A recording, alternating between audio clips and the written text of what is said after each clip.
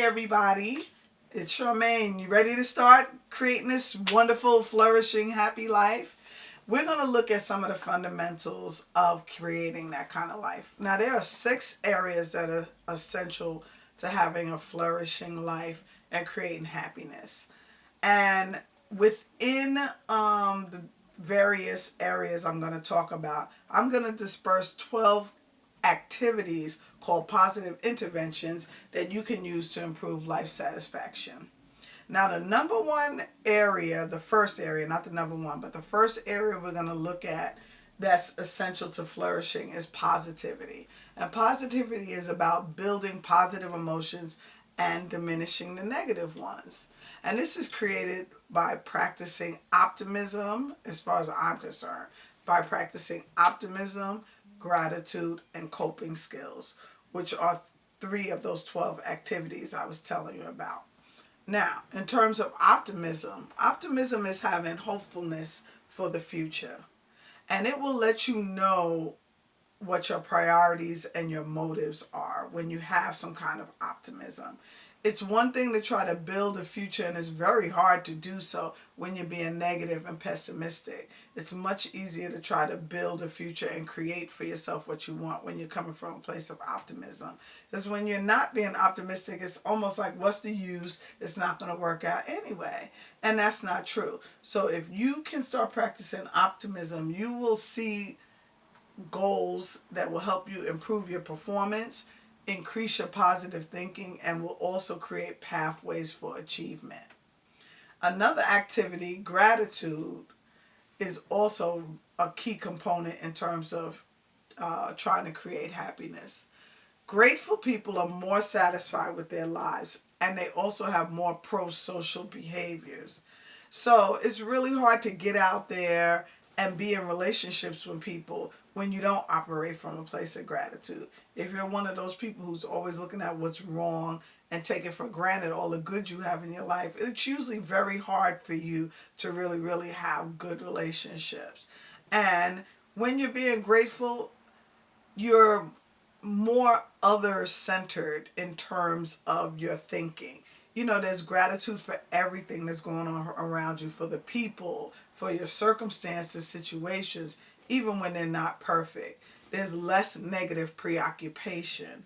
So when you come more optimistic, that even helps you in terms of your sleep and vitality.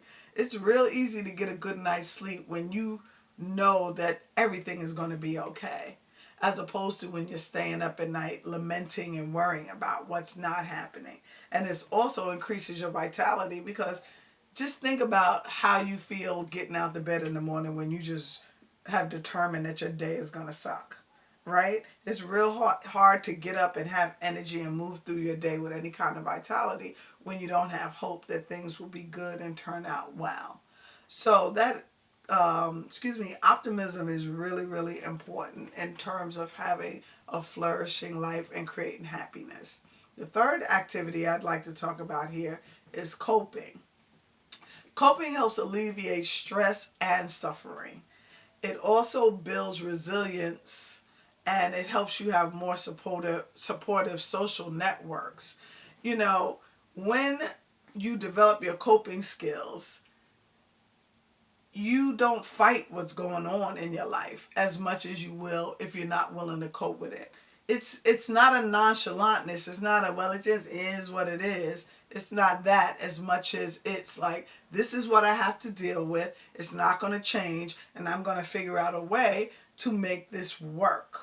And if I can't make it work, then I'll find a way to change the circumstance. So it's not playing dead, and it's not discarding what's happening, and it's not being angry and bitter about it. It's an acceptance, and it's a moving on.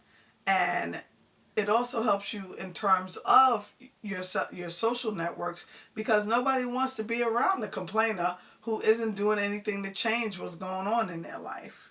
You have that friend, or you are that friend. I'm hoping you're not that friend, but you might be that friend. But if you're that friend, you know that everybody all of a sudden has something to do once you're complaining, solutions are offered, and you're not willing to take any steps to move forward. It's just not going to help you have a good lifestyle. People who have the ability to bounce back quicker from life's adversities and experience, they'll have a more positive appraisal of the events in their life. They will not look at everything, excuse me, as something that was a hindrance or a downer or took them backwards. They'll find that they look at these things as an opportunity for growth, an opportunity to be challenged, and an opportunity to be grateful. So, those are the few pieces to this happiness puzzle that I'm going to present in this segment. And we're going to move on in the next video to talk about other components of what will help you create a flourishing life that's filled with happiness. See you at the next video.